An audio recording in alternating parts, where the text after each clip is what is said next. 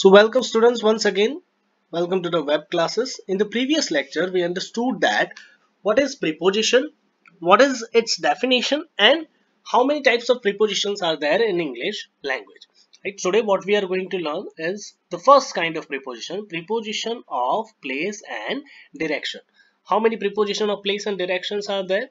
N number, right? There are n number of preposition of place and direction that we cannot have a list, a complete list for that. But most common preposition that we can use in English language are here as follows.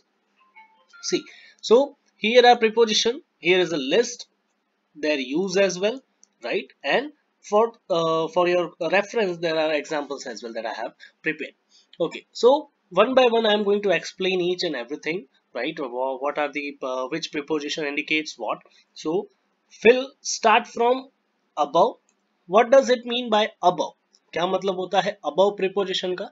Above preposition का मतलब होता है कोई ऐसी चीज जो किसी चीज के ऊपर हो, है ना? यहाँ पर देखो STH लिखा हुआ है, ये एक एब्रीविएशन है स्टैंडर्ड समथिंग का, समथिंग। तो यहाँ पर क्या लिखा है, यूज कहाँ पर होता है? जब कोई चीज हायर देन समथिंग हो, मतलब किसी चीज के ऊपर हो, राइट? देखो यहाँ पर the picture Hanks above my bed, मतलब जो पिक्चर है वो मेरे बेड के ऊपर लटक रहा है। तो जब कोई चीज ऊपर हो तब हम किसका इस्तेमाल करते हैं?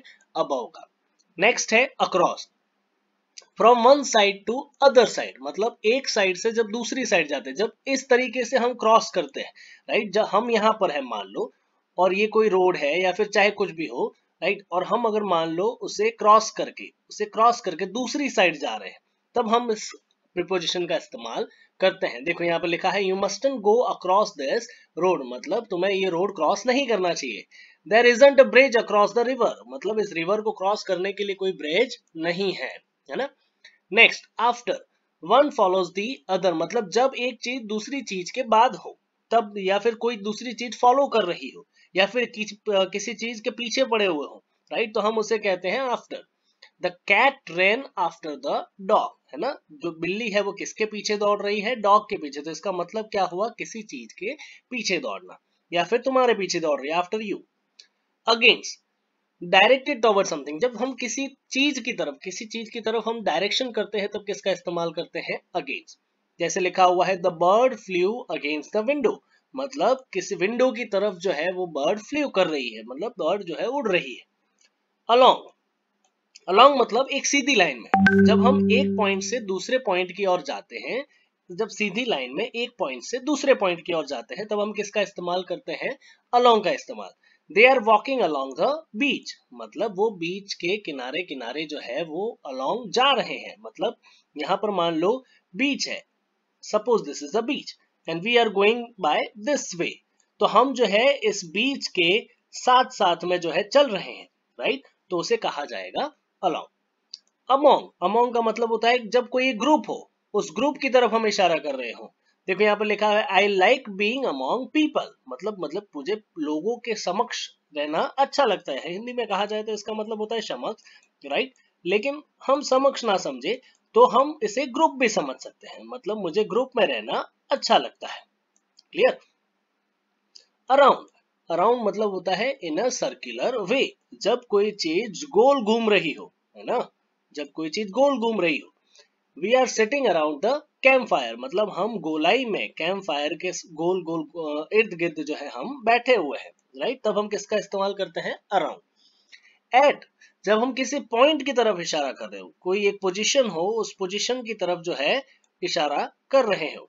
देखो यहाँ पे लिखा है, आई अराइव्ड एट द मीटिंग, मतलब मैं मीटिंग के पास आया, मतलब मीटिंग जो है वो एक पॉइंट है जिसकी तरफ हम इशारा कर रहे हैं, तो हम किसका इस्तेमाल करते हैं? एट। बिहाइंड, जब कोई पीछे हो, राइट? जब किसी चीज के पीछे हो। अवर house is behind the supermarket, मतलब हमारा घर सुपरमार्केट के पीछे है, मतलब सुपरमार्केट की जो पीठ है, मान लो ये सुपरमार्केट है, राइट? तो सुपरमार्केट का दरवाजा यहां से है, ठीक है? ये दरवाजा है और हमारा घर पीछे है, तो हम सुपरमार्केट की पीठ जो है वो फेस कर रहे हैं ना, हमारा दरवाजा भी ऐसे ही है, तो हम ऐसा कह सकते हैं कि हमारा घर जो है वो सुपरमार्केट के पीछे है, ठीक है? बिलो, बिलो मतलब जो कोई चीज किसी चीज के नीचे हो, समथिंग, STH मतलब पहले ही बताया समथिंग है। Death valley is 86 metre below the sea level, मतलब समुद्र के लेवल के नीचे, है ना? डेथ वैली कहाँ पर है? तो समुद्र के लेवल के नीचे है। तो नीचे जब कोई चीज हो तो बिलो का इस्तेमाल करेंगे। बिसाइड, बिसाइड मतलब जब हमारे पास में कोई बैठा हो, पास में मतलब जैसे हम यहाँ बैठे हैं, पास में कोई फ्रेंड बैठा हो, तो जब दो चीजें आसपास में हो तो हम उसे कहते हैं बिसाइड। ठीक है, यहाँ पर कई बार हम नेक्स्ट टू का भी इस्तेमाल कर लेते हैं। Our house is beside the supermarket, मान लो ये सुपरमार्केट है, ठीक है, ये इसका घर है, सॉरी ये इसका हाउस गेट है, आई एम सॉरी, और ये हमारा घर है और हमारा गेट भी इसी तरफ है, तो हम सुपरमार्केट के कहां पर हैं? बिसाइड में, मतलब पास में। बिटवीन, जब कोई चीज, जब कोई समथिंग जो है किसी चीज के बीच में हो, ठीक है। अब यहाँ पर बिटवीन का मतलब क्या है? जैसे मान लो ये एक वस्तु है, ये एक दूसरी वस्तु है, उसके बीच में मान लो कोई एक चीज लगी हुई है, राइट, तो हम उसे क्या कहेंगे? बिटवीन। ये जो है कहां पर है? इन दोनों के बीच में, that means between. Our house is between the supermarket and the school, मतलब क्या हुआ कि ये मान लो सुपरमार्केट है और ये जो है मान लो स्कूल है, अब इनके बीच में हमारा घर है, तो हम उसे क्या कहेंगे? Between supermarket and house. Between जो है क्या हो जाएगा? Supermarket and school. By, by मतलब नियर, नजदीक में कोई चीज हो। देखो यहाँ पर लिखा हुआ है he lives in the house by the river, मतलब यहाँ पर जो है नदी दौड़ रही है और उसके पास में ही हमारा घर है, तो हम क्या कहेंगे? Bye the river. तो आई होप आप सभी लोगों को इतने समझ में आए होंगे। नेक्स्ट मूव करते हैं। क्लोज टू, क्लोज टू का मतलब बहुत नजदीक हो, एकदम नजदीक। देखो यहाँ पर समझ सकते हैं near, our house is close to the supermarket, मतलब ये जो है सुपरमार्केट है और उसी के दीवार से लगते हुए हमारा घर है, तो हम उसे कह सकते हैं क्लोज टू, नजदीक।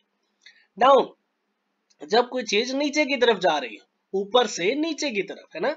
ही केम डाउन द हिल का मतलब क्या हुआ? मतलब वो पहाड़ से या फिर चोटी से नीचे की तरफ आया, मतलब वो पहले ऊपर था, अब वो कहां पर आया? नीचे, तो हमने किसका इस्तेमाल किया? डाउन। फ्रॉम, फ्रॉम का मतलब होता है the place where it starts, जहां से शुरुआत की। Do you come from Tokyo, मतलब जैसे ये टोक्यो है, अगर इसने यहां से शुरुआत की और वो कहीं जा रहा है, तो अगर हमें पूछना हो कि कहां से शुरुआत की है, स्टार्टिंग पॉइंट क्या है, तो हम किसका इस्तेमाल करते हैं? From. In front of, front of का मतलब होता है जब कोई सामने हो, जैसे मान लो ये कोई वस्तु है और ये उसकी नीचे जो है दूसरी वस्तु लिखी है, ये मान लो उसका फेसिंग पॉइंट है, ये नॉर्थ की तरफ फेस कर रहा है और उसके सामने ही कोई दूसरी वस्तु हो, तो उसे हम क्या कह सकते हैं? In front of the part that is in the direction it faces, है ना। जिस तरफ फेस कर रहे हैं उसी तरफ कोई दूसरी चीज अवेलेबल हो, तो हम उससे कह सकते हैं in front of. Our house is in front of the supermarket, मतलब सुपरमार्केट का जो गेट है, मान लो ये सुपरमार्केट है, राइट, उसका जो गेट है उसके सामने ही हमारा घर है, तो हम कह सकते हैं कि हमारा घर जो है सुपरमार्केट के सामने है। इनसाइड, इनसाइड मतलब ऑपोजिट ऑफ आउटसाइड यहाँ पर लिखा है, समझ सकते हैं कि कोई चीज अंदर हो, है ना। You shouldn't stay inside the castle, मतलब अंदर नहीं रहना चाहिए, इनसाइड, है ना। इन, इन का मतलब क्या होता है कि जब कोई चीज पहले से ही अंदर पड़ी हो, प्लेस सीन इन 3 डायमेंशन या फिर larger areas. We slept in a car, है ना। इन अ कार मतलब जब कोई चीज पहले से अंदर हो, हम कार के अंदर सो रहे थे, है ना। I was born in England, England में बोर्न, राइट। तो मैं जब आता है जब कोई चीज पहले से हो, राइट, जब कोई चीज पहले से अंदर हो, तो हम किसका इस्तेमाल करते हैं? इनका। इनटू, अब इनटू मतलब मान लो कोई चीज बाहर से अंदर की तरफ जा रही है, जैसे ये एक बॉक्स है, राइट, इस बॉक्स के अंदर कोई चीज वस्तु पड़ी है, तो हम कह सकते हैं this thing is in the box. लेकिन जब कोई चीज बाहर से किसी वस्तु के अंदर जा रही है, तब हम उसे कहते हैं इनटू।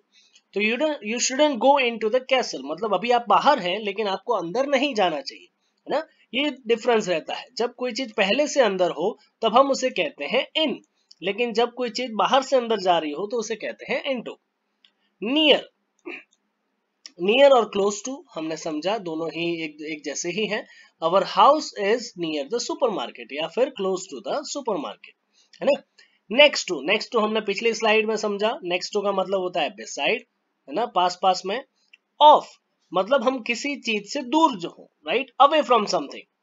देखो जैसे यहाँ पर लिखा हुआ है अवे फ्रॉम समथिंग, एग्जाम्पल है the cat jumped off the roof, मतलब रूफ से वो दूर कूदी, है ना। तो जब हम किसी चीज से दूर जा रहे हो, मान लो हम यहाँ पर है और उससे दूर जा रहे हो, तब हम क्या लिखते हैं, ऑफ। ऑन, जब कोई चीज पहले से, मान लो ये एक टेबल है, ठीक है, इस टेबल के ऊपर एक चीज पड़ी हुई है, तो हम उसे कहते हैं on the table. Touch is a surface, एक सरफेस को टच करके बैठे, जैसे there is a fly on the table, मतलब वहां पर एक मक्खी जो है वो बैठी हुई है। Is seen as point on a line, अगर कोई लाइन में हो, we are on the way from Paris to Rome, है ना, हम कहाँ जा रहे हैं, पेरिस से रोम की तरफ जा रहे हैं, मतलब एक सरफेस को टच करते हुए ही जा रहे हैं रोड के ऊपर, right. Is seen as point on a line. फिर बाय अ लेक और सी, मान लो हम जो है किसी एक लेक या सी की तरफ हो। London lies on the Thames, on the Thames का मतलब क्या है कि यहाँ पर जो है थेम्स नदी दौड़ रही है और उसके ऊपर जो है क्या है, लंदन बसा हुआ है, तो हम उसे क्या कहेंगे, ऑन द लेक और सी। ऑन टू, अब जैसा इन टू होता है वैसा ही ऑन टू, जब कोई चीज पहले से किसी ऑब्जेक्ट पर ना हो और मूवमेंट करके किसी ऑब्जेक्ट के ऊपर जा रही हो, तब हम उसे कहते हैं on to. Moving to a place, मतलब क्या हुआ, देखो यहाँ पर एग्जांपल से समझ सकते हैं। The cat jumped on to the roof, मतलब एक बिल्ली जो है वो रूफ के ऊपर कूदी, है ना। नेक्स्ट समझते हैं ऑपोजिट। ऑपोजिट मतलब जब कोई ऑपोजिट डायरेक्शन में हो। अवर house is opposite the supermarket, मतलब सुपरमार्केट के सामने है, ऑपोजिट डायरेक्शन में है। आउट ऑफ, आउट ऑफ मतलब कहीं से बाहर निकल रहे हो, है ना। The cat jumped out of the window. Outside, जब पहले से ही कोई चीज बाहर हो, है ना। कैन यू वेट आउटसाइड, क्या आप बाहर इंतजार कर सकते हैं। ओवर, ओवर मतलब किसी के ऊपर से हम गुजर रहे हो। The cat jumped over the wall, मान लो ये दीवार है, अब इसे यहां से जंप करके यहां चले गए, तो हम कह सकते हैं ओवर द वॉल। पास्ट, किसी को क्रॉस करके जा रहे हो, है ना, पास करके जा रहे हो। गोइंग नियर, किसी के नजदीक से गुजर रहे हो। गो पास्ट द पोस्ट ऑफिस, मतलब क्या हुआ कि पोस्ट ऑफिस के पास से हम गुजर रहे हैं। राउंड, राउंड मतलब सर्कल में हम कहीं पर घूम रहे हैं। We are sitting round the camp fire, ये पहले भी हमने समझा।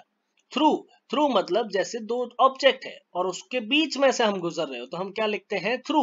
Going from one point to other point, we shouldn't walk through the forest, मतलब फॉरेस्ट के बीच में से नहीं गुजरना चाहिए। अब टू है, हम किसी चीज की ओर, टॉवर्ड्स किसी चीज की ओर इशारा कर रहे हो। I like going to Australia, Australia की ओर। Can you come to me, मेरी तरफ, है ना। I have never been to Africa, Africa की तरफ, तो किसी चीज की तरफ टॉवर्ड्स इशारा कर रहे हो। सेम देखो नीचे यहाँ पर समझाया गया, same in the direction of something, किसी चीज की तरफ इशारा कर रहे हैं। We run towards the castle, castle की तरफ हम दौड़ रहे हैं। अंडर, अंडर का मतलब बिलो, है ना, किसी चीज, कोई चीज जो है किसी चीज के नीचे हो। The cat is under the table. Up, ऊपर हो कोई चीज, है ना। From height, low to height, जब अभी हमने समझा था डाउन के बारे में, डाउन का मतलब था ऊपर से नीचे की तरफ। अब हाई, अप का मतलब क्या हो गया, नीचे से ऊपर की तरफ। ही वेंट अप द हिल। तो आई होप सबको समझ में आ गया होगा, राइट, कि किस तरीके से प्रीपोजिशन का इस्तेमाल किया जाता है। एक बार फिर से आप जो है वीडियो को रिपीट करके सुन सकते हैं, समझ सकते हैं, राइट। इसके बाद की स्लाइड में आपके लिए कुछ एक्सरसाइज है, राइट, उस एक्सरसाइज को आप फिलअप कीजिए। आपको और भी ज्यादा जो है एक्सप्लेनेशन जो है मिल जाएगा इस बारे में कि क्या किस तरीके से प्रीपोजिशन का इस्तेमाल किया जाता है। ये है आपकी एक्सरसाइज, इसे होमवर्क समझिए। आप जो है घर पे बैठकर इसे सॉल्व कीजिए, किस तरीके से कौन से प्रीपोजिशन को जो है इस्तेमाल किया जा सकता है, ठीक है। तो नेक्स्ट स्लाइड में या नेक्स्ट वीडियो में जो है हम समझेंगे इसके बाद के जो प्रीपोजिशन होते हैं वो। Till then, thank you, stay safe, stay home.